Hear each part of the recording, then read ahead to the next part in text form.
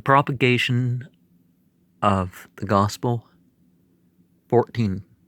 The conclusion of the second epistle to the Corinthians, chapters 6, 7, 8, 9, 10, 11, 12, 13. The costliness of the divine offering for man's redemption has been spoken of. Does it also involve any sacrifice on the human side? What was involved in the publishing of it by the apostles and early Christians, 6, 1 through 9? Were there any even temporal compensations? Verse 9 and 10. In view of all this, what affectionate injunction does the apostle lay upon the members of the church? 11 through 18. After making them feel guilty, it's like, hey, I'm on your side. I've made you feel bad, but I'm on your side.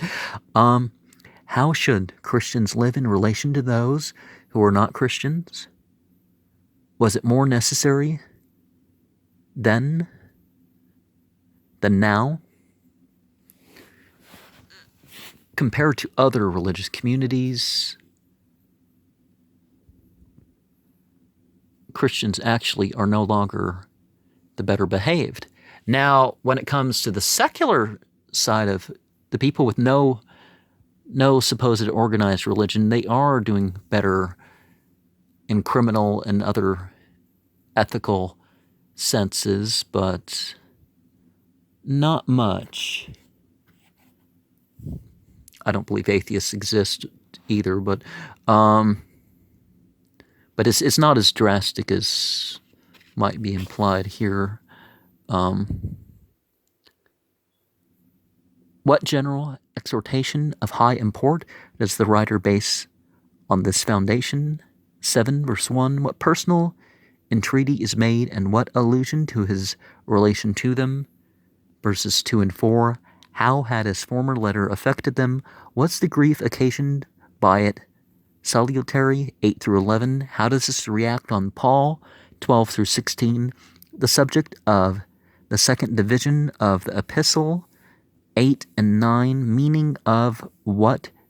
Meaning of we do you to wit, 8 1. Well, I'm sure it makes sense in the verse, doesn't it?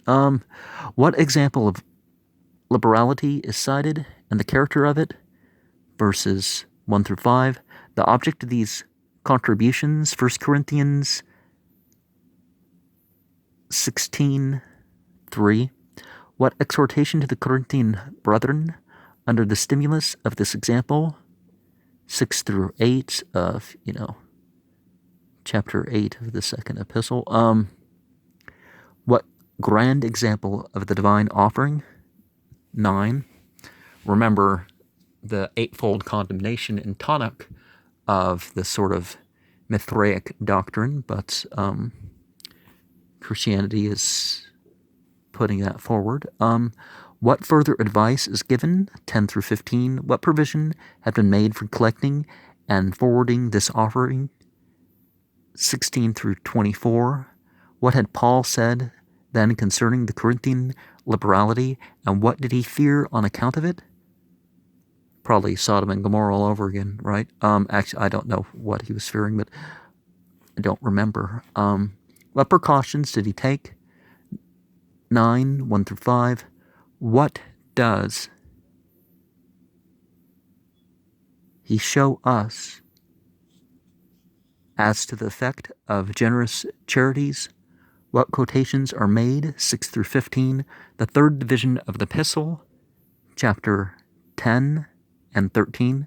What insinuations had some of Paul's enemies made as to his personal appearance and address? 10 verse 1 and 10. How does he defend himself from the carnal motives imputed to him? 2 through 7. How does he assert his authority? 8, 9, and 11. What was Paul's assertion concerning his work as a pioneer, and what his conclusion concerning self-glorifying and self-commendation? 12 through 18. Someone or more had come to Corinth endeavoring to alienate the converts from Paul and bring in new religious texts. How does Paul speak of them? 11, 1 through 4. And how does he assert himself? as to his apostleship, his competence, his self-denying interest for them, 5 through 8. For what reason does he decline to receive support from them while their minister, 9 through 12? Were the opponents of Paul probably honest and honorable men, or were they insincere? 13 through 15. Well, they could have been sincere, just differing. But,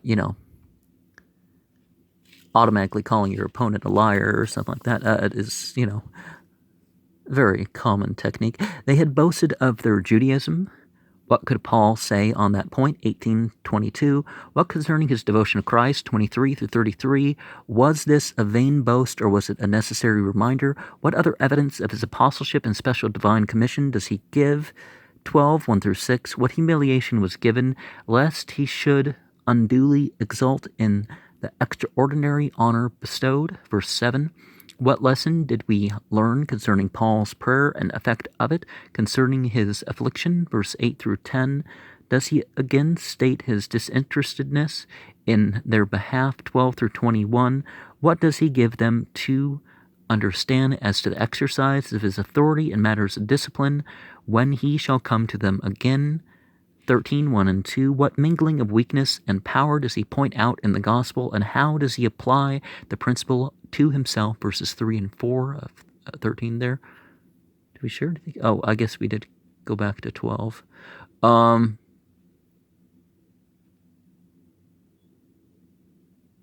about 11? 11. Okay, yeah, 11 as well.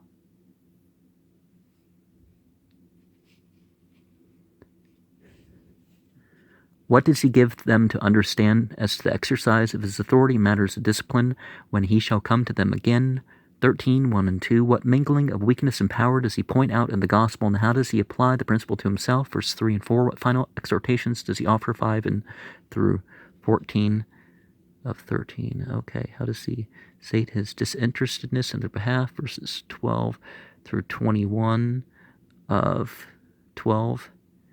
What lesson do we learn concerning Paul's prayer and the effect of it concerning his affliction? Verses 8 through 10.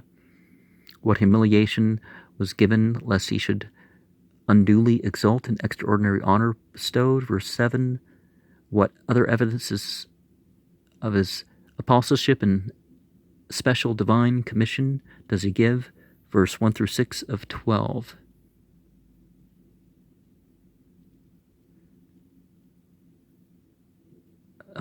I may be repeating here, but they had boasted of their Judaism. What could Paul say on that point? Verses 18 and through 22 of 11. What concerning his devotion to Christ? 23 through 33. Was this a vain boast, or was it a necessary reminder? And I think I shared part 9. Reasons declined support to be their minister, 9 through 12. Were the opponents of Paul probably honest and honorable men, or were they... Yeah, I did that.